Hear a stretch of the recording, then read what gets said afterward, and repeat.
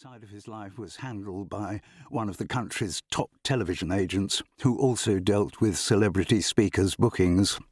And, of course, Humph did charity work. He always claimed most of this was done anonymously, but remarkably, thanks to ambiguous references on social media to fundraising events he'd attended, everyone seemed to know about it. Humph certainly regretted the end of his regular appearances on the box. He could become quite splenetic on the subject. I spent a little time on my own with him and had to listen to tirades about the short-sightedness of television executives and the incompetence of the hosts who had usurped his rightful place in the schedules. He was angry about the situation, and disappointed, yes. But I wouldn't have said his disappointment about the decline of his career was a sufficient motive for him to take his own life. But then, what did I know? The approach which had led to my involvement with the Carter family had come through Humph's wife, Teresa.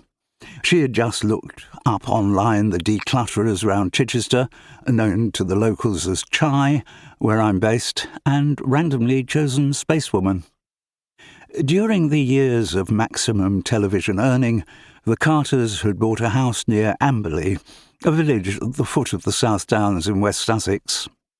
Though not quite qualifying as a stately home, it was a substantial 8-bedroom Victorian pile, and it was there that Humph and Teresa, well, I suspected Teresa mostly, had brought up their daughters Chloe and Kirsty. The two girls having been off their hands for some years, the Carters decided they needed to downsize, and they'd accumulated so much stuff during their residence in Staddles, that was the house's name, that they needed some basic decluttering done before they put the house on the market. I checked with Teresa that it was definitely decluttering she required. A lot of potential clients get in touch with Spacewoman when all they want is basic house clearance. I tell them patiently that there are plenty of firms that do that, but I'm not one of them. My business is helping people to find space in their homes by deciding what they want to keep and what they want to dispose of. Providing that service for people about to move, downsizing like the Carters, is not unusual. Actually, when I say the Carters wanted to downsize, I don't think that's quite accurate. Teresa Carter wanted to downsize. Humph was, I'm sure, less keen on the idea. Again, that was not unusual in my profession. Almost by definition, every job I do involves me infiltrating a house where there is some level of dissension, if not actual conflict. I gathered fairly quickly on my first encounter with both Carters that Teresa was the practical one. Whether that was in her nature, I'm not sure, but I think living with Humph had forced her to take on the role. He was the famous one, he was the busier one, and life at Staddles revolved around him. I was told quite soon that when they met, she had been acting successfully on television and in the West End under the name of Teresa Burrows, but she had put her career on hold to bring up the kids. That period of their lives had coincided with the sudden explosion of Humph's television success, and Teresa's career had never quite been taken off hold. She hadn't gone back to acting.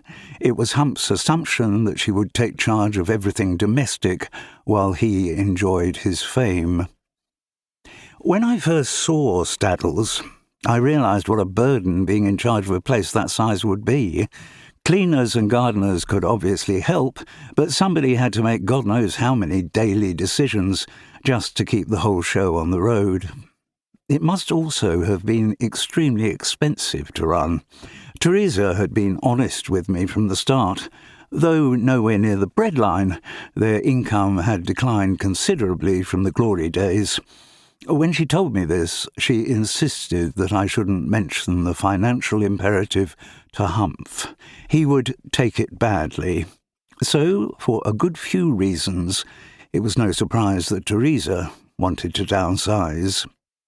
In conversation, Humph supported that desire. Yes, he was as keen to downsize as his wife was, and yet his tone of voice and body language told the opposite story. Humphrey